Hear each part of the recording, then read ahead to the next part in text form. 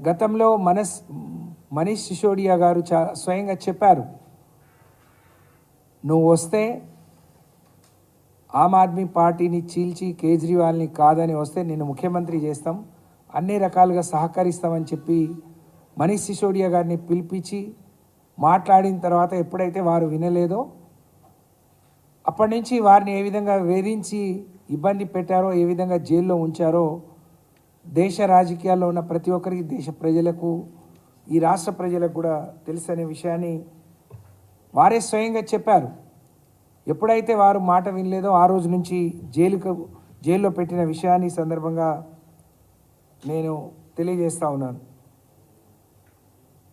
ఒకవైపు మరి కవిత గారు గత సంవత్సరమే పోయి ఈడీ ఆఫీస్లో అన్ని విషయాలు చెప్పిన తర్వాత కూడా ఈరోజు మరి అరెస్ట్ చేయడం, పార్లమెంట్ ఎన్నికల నోటిఫికేషన్ వచ్చే ముందు రోజు అరెస్ట్ చేయడం అంటే దేశానికి అందరికీ తెలుసు, ఎవరైతే బీజేపీ వ్యతిరేక శక్తులు ఉన్నాయో వాళ్ళ ముందు ఈడీ పోతుంది, లోబర్చుకునే ప్రయత్నం చేస్తుంది, భయపెట్టే ప్రయత్నం చేస్తుంది. లేదు అని అంటే అప్పుడు మోడీ దిగి వారిపైన విమర్శలు చేస్తారు. కానీ ముందుగా ఈడీ వచ్చి నరేంద్ర మోడీ గారు తర్వాత ఒకే రోజు ఇద్దరు రావడం అంటే ఎన్నికలు దగ్గర వస్తున్నాయి కాబట్టి ఎక్కువ లబ్ధి పొందాలనే ఉద్దేశంతో మొన్నటి అరెస్ట్ జరిగిందని చెప్పి మేము భావిస్తూ ఉన్నాం. సుప్రీంకోర్టులో ఇవాళ కేసు ఉంది. వారిని 15వ తారీఖు అరెస్ట్ చేసే రోజు కూడా సుప్రీంకోర్టులో కేసు ఉండే.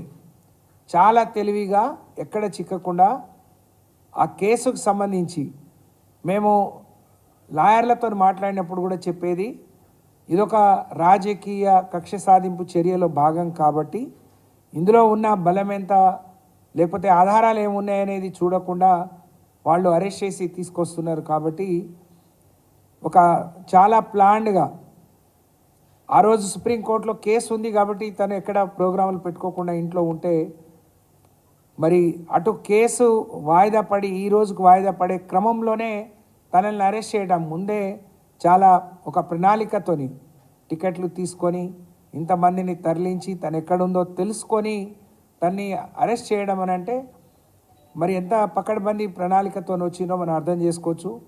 నిజంగా కవిత గారు దోషి అయితే, నిజంగా మరి తన పాత్ర ప్రమేయం అందులో ఉంటే దొడ్డిదారినో దొంగదారినో సర్చ్ వారెంట్ల పేరుతో రావాల్సిన అవసరం లేదు.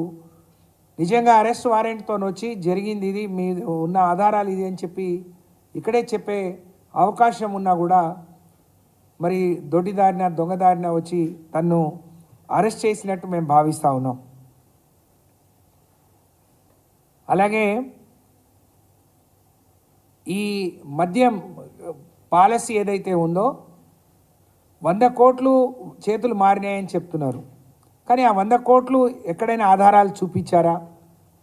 మీడియాకు లేకపోతే పేపర్ మీద పెట్టడం తప్ప దేనికైనా మీ దగ్గర రుజువు ఉందా అని చెప్పి మేము అడుగుతూ ఉన్నాం. ఢిల్లీ మద్యం పాలసీ మార్పు చేసి దాని ద్వారా మరి లబ్ధి పొందిరని చెప్తున్నారు. దేశంలో అనేక పాలసీలు మారుస్తూ ఉంటారు. ఏ ప్రభుత్వం వాళ్ళకు నచ్చిన రీతిలో ప్రజలకు మేలైన పరిపాలన అందించే క్రమంలో అనేక పాలసీలు మరి తీసుకొస్తూ ఉంటారు. మన పక్కనే ఉన్న ఆంధ్రప్రదేశ్ కూడా మద్యం పాలసీ మార్చుకొని వాళ్ళు సొంతంగా వాళ్ళ లోకల్ మేడ్ని వాళ్ళు ప్రమోట్ చేసుకున్నారు. అలాగే ఢిల్లీలో కూడా వస్తున్న ఆదాయం కంటే ఎక్కువ ఆదాయం వస్తుంది అని వాళ్ళ పాలసీ మార్చుకున్నారు. మద్యం పాలసీకి దాని ద్వారా లబ్ధి పొందడానికి ఏమైనా సంబంధం ఉందా అని చెప్పి అడుగుతూ ఉన్నాం. వాళ్ళు పాలసీ మార్చుకుంటే ఏ ప్రభుత్వమైనా, నరేంద్ర మోడీ గారు కేంద్ర ప్రభుత్వం కూడా అనేక పాలసీలు మార్చుకుంది. అంటే పాలసీలు మారితే దాని వెనక అవినీతి ఉన్నట? నరేంద్ర మోడీ గారు కేంద్ర ప్రభుత్వం అనేక పాలసీలు మార్చారు. బొగ్గు పాలసీ మార్చారు, అనేక విషయాల్లో అన్ని పాలసీలు తీసుకొచ్చారు.